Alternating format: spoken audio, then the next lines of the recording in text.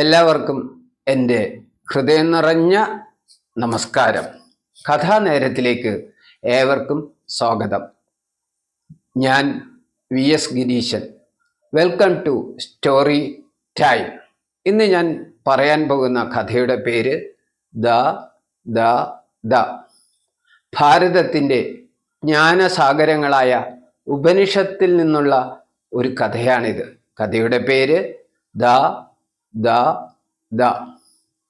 പണ്ട് പ്രജാപതി തൻ്റെ മക്കളായ അസുരന്മാർക്കും ദേവന്മാർക്കും മനുഷ്യന്മാർക്കും ഉപദേശിച്ച മന്ത്രമാണ് ദ. ഈ മന്ത്രം ഇടിമിന്നലിൽ നിന്ന് സ്വീകരിച്ചതാണത്രേ. ആ കഥ കേട്ടോളൂ. പ്രജാപതി തൻ്റെ മക്കളെ എല്ലാ വിദ്യകളും പഠിപ്പിച്ചു. ദേവന്മാരെയും അസുരന്മാരെയും മനുഷ്യരെയും എല്ലാ വിദ്യകളും ഒരുപോലെ പഠിപ്പിച്ചു. പഠനകാലം കഴിഞ്ഞപ്പോൾ ഓരോരുത്തരായി തങ്ങളുടെ പിതാവായ പ്രജാപതിയുടെ അടുത്തേക്ക് ചെന്നു. ആദ്യം ചെന്നത് ദേവന്മാരായിരുന്നു. ദേവന്മാർ തങ്ങളുടെ പിതാവായ പ്രജാപതിയോട് അഭ്യർത്ഥിച്ചു, ഞങ്ങൾക്ക് ഒരു മന്ത്രം ഉപദേശിക്കണം. ആത്മജ്ഞാനത്തിന് ആവശ്യമായ ഒരു മന്ത്രം ഞങ്ങൾക്ക് ഉപദേശിക്കണം. പ്രജാപതി സന്തോഷവാനായി. മന്ത്രം കേൾക്കുന്നതിനായി ദേവന്മാർ തൊഴുകൈയോടെ പ്രജാപതിയുടെ മുന്നിൽ നിന്ന് സന്തുഷ്ടനായ പ്രജാപതി അവർക്ക് മന്ത്രം ഉപദേശിച്ചു. മന്ത്രം ഇതായിരുന്നു: ദ എന്ന അക്ഷരം. മന്ത്രം ദ എന്ന അക്ഷരം. ദ എന്ന അക്ഷരം കേട്ടപ്പോൾ ദേവന്മാർക്ക് വലിയ അങ്കലാപ്പുണ്ടായി. എങ്കിലും അവർ വളരെ വേഗത്തിൽ ദ എന്ന മന്ത്രത്തിൻ്റെ അർത്ഥം ഗ്രഹിച്ചു. പ്രജാപതി അവരോട് ചോദിച്ചു, നിങ്ങൾക്ക് മന്ത്രത്തിൻ്റെ അർത്ഥം മനസ്സിലായോ? ദേവന്മാർ തലകുലുക്കി. ഉറപ്പായും ഞങ്ങൾക്ക് നന്നായി മനസ്സിലായി. ദ എന്ന മന്ത്രത്തിൻ്റെ അർത്ഥം ഞങ്ങൾ ഗ്രഹിക്കുന്നു. ദമം ശീലിക്കണം എന്നല്ലേ? ദമം പരിപാലിക്കണം എന്നല്ലേ? അതെ, ദേവന്മാരായ ഞങ്ങൾക്ക് അഹങ്കാരം കൂടുന്ന സമയത്ത് ദമം പരിപാലിക്കണം, പരിശീലിക്കണം എന്നാകും അങ്ങ് ഉദ്ദേശിച്ചത്. പ്രജാപതിക്ക് വളരെ സന്തോഷമായി.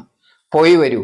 അവർ തങ്ങളുടെ പിതാവായ പ്രജാപതിയെ നമസ്കരിച്ച് അവിടെ നിന്നും പുറത്തേക്ക് പോയി.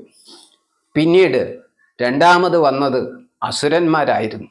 അസുരന്മാരും തങ്ങളുടെ പിതാവായ പ്രജാപതിയോട് തങ്ങൾക്ക് ആത്മജ്ഞാനത്തിന് വേണ്ടി ഒരു മന്ത്രം ഉപദേശിക്കണമെന്ന് അഭ്യർത്ഥിച്ചു.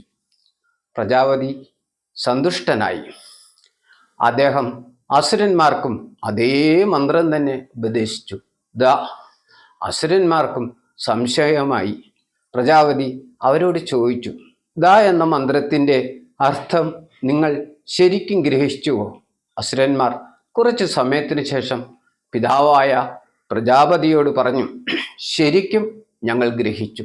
ദ എന്നാൽ ഞങ്ങൾ ദയശീലിക്കണമെന്നല്ലേ? അസുരന്മാരായ ഞങ്ങൾക്ക് ക്രോധവും കോപവും അധികമാണ്. അതുകൊണ്ട് ഞങ്ങൾ ദയശീലിക്കാൻ പരിശീലിക്കേണ്ടതാണ്. പ്രജാപതിക്ക് സന്തോഷമായി. അവരെയും അനുഗ്രഹിച്ച് യാത്രയാക്കി. മൂന്നാമത് മനുഷ്യരാണ് എത്തിയത്. മനുഷ്യരും പ്രജാപതിയോട് അഭ്യർത്ഥിച്ചു, ആത്മജ്ഞാന വർധനവിനായി ഞങ്ങൾക്കും ഒരു മന്ത്രം ഉപദേശിക്കണം. വളരെ സന്തോഷത്തോടെ പ്രജാപതി അവർക്കും ദ എന്ന മന്ത്രം തന്നെ ഉപദേശിച്ചു. മനുഷ്യർക്കും അല്പം പരുങ്ങലുണ്ടായെങ്കിലും അവർ വളരെ പെട്ടെന്ന് ദ എന്ന മന്ത്രത്തിൻ്റെ അർത്ഥം ഹൃദിസ്ഥമാക്കി. പ്രജാപതി ചോദിച്ചു, ദ എന്ന മന്ത്രത്തിൻ്റെ അർത്ഥം മനസ്സിലായോ? മനുഷ്യന്മാർ പറഞ്ഞു, ഞങ്ങൾക്ക് നന്നായി മനസ്സിലായി. ഞങ്ങൾ ദാനം ശീലിക്കണമെന്നല്ലേ അങ്ങ് ഉദ്ദേശിച്ചത്? പ്രജാപതി വളരെയധികം സന്തോഷിച്ചു.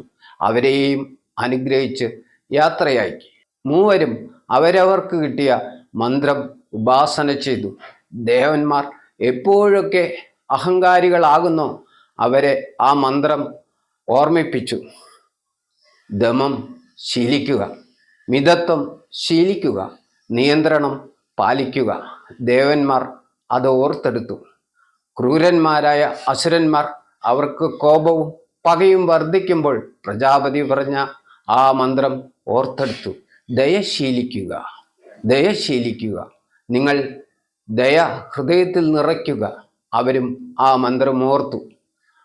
മനുഷ്യർ എപ്പോഴെപ്പോഴൊക്കെ പിശുക്കന്മാരാകുന്നുവോ അപ്പോഴൊക്കെ പ്രജാപതി പറഞ്ഞ മന്ത്രം ഓർത്തു. തങ്ങൾ കുറേ കൂടി ദാനശീലരാകണം, തങ്ങൾ കുറേ കൂടി ദാനശീലരാകണം. മനുഷ്യരും പ്രജാപതി പറഞ്ഞ മന്ത്രം ഓർത്തു. ദമം കൊണ്ട് ആത്മനിയന്ത്രണവും ദാനം കൊണ്ട് ലോകത്തെ ത്യജിക്കാനുള്ള ശക്തിയും ദയ കൊണ്ട് ക്രൂരതയും പകയും ഇല്ലാതാക്കാനുള്ള ശക്തിയും അസുരന്മാർക്കും ഉണ്ടാകും. ഇന്ന് ഈ പുതിയ കാലത്ത് ഈ 3 ഗുണങ്ങളും ഉണ്ടാകേണ്ടത് മനുഷ്യർക്കാണ്. മനുഷ്യർ ദയയും ദാനവും ദമവും ശീലിച്ചാൽ അവർ വിശ്വമാനവരായി മാറും. പ്രജാപതി അന്ന് പറഞ്ഞ ആ മന്ത്രം ഇന്നും പ്രസക്തമാണ്. ഉപനിഷത്തിലെ ആ പഴയ കഥ ഏറ്റവും പ്രസക്തമാകുന്നത് ഇന്നാണ്. ദയയും ദമവും ദാനവും കുറഞ്ഞു വരുന്ന ലോകത്ത് ഈ കഥ ഓർമ്മിക്കപ്പെടട്ടെ. എല്ലാവർക്കും നമസ്കാരം. എല്ലാവരും ദാനവും ദയയും ദമവും ശീലിക്കാൻ പഠിക്കുക. നമസ്കാരം.